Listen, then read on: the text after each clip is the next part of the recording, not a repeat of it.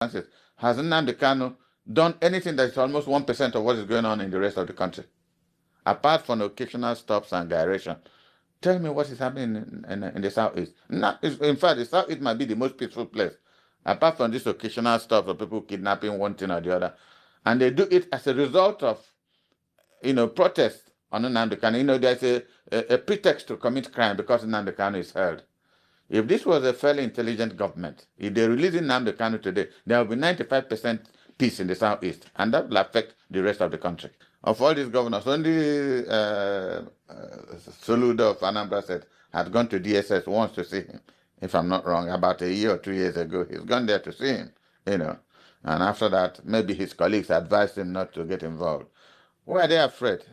The young man is very popular in the Southeast. Let me not extend it to the rest of the country. If Nnamdi Kanu comes out today, Igbos will do 90% of what he tells them to do, to the interest, not just in Igbo interest, but Nigerian interest.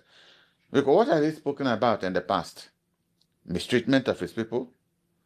And if that continues and the rest of the country don't want the Igbo, then let them allow them go. This is the summary of what he's saying. You can't be shorter than me and be taller than me at the same time. This is the summary of Nnamdi Kanu's theory. So he didn't start today. Hazrike has done the same thing. There's so many other people. It was the concept of Odumegwu Ojukwu himself. If you don't want your people, then let them go.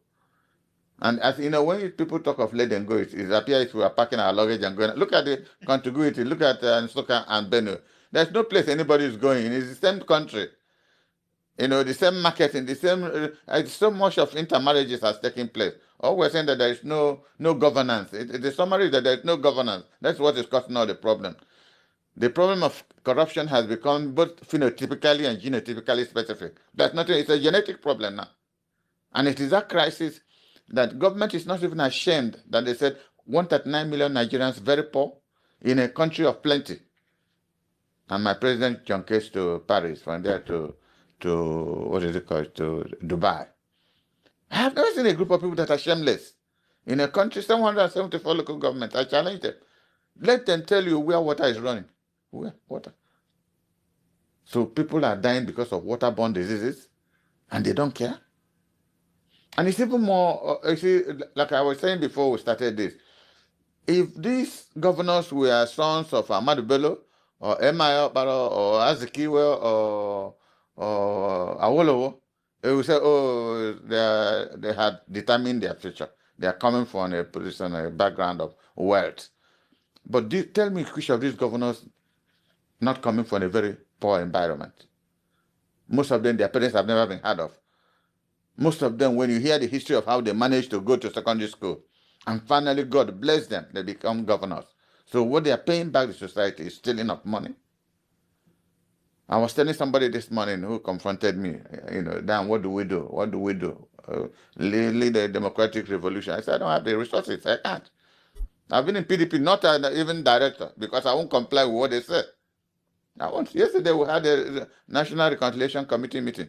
Out of 25 members, only 8 were there. So it means that part of those who have joined APC, majority are coming out from PDP. So going to APC, what is the fundamental, reason why you go to? It's because if you're moving from A to B, B must be better than A. So what has APC done that should be exciting to anybody to want to leave PDP? Because PDP has a track record under Obasanjo. There was debt relief that saved millions of lives in this country. Since then, what has happened? 8 years of Muhammad Buhari was a disaster in this country. I said it on this channel and other channels, even when he was in government. It was a disaster. There was no governance. And this president, when he was campaigning, said he was going to continue from where Buhari stopped. He's now seen the true nature of where Buhari stopped. How beautiful where Buhari stopped is for the rest of the country. Isn't that a tragedy? In 21st century Nigeria, with everything God has given us, we don't know where we are beginning and where. If you don't know where you're starting, how do you know where you're going? And we take it as a matter of routine. Nothing is going. It's in our case, they say, let's leave it for God. So we are the only people God created. If we decide to be foolish, then He will be foolish with us. That is still a battle of the continuation of the Nigerian Civil War.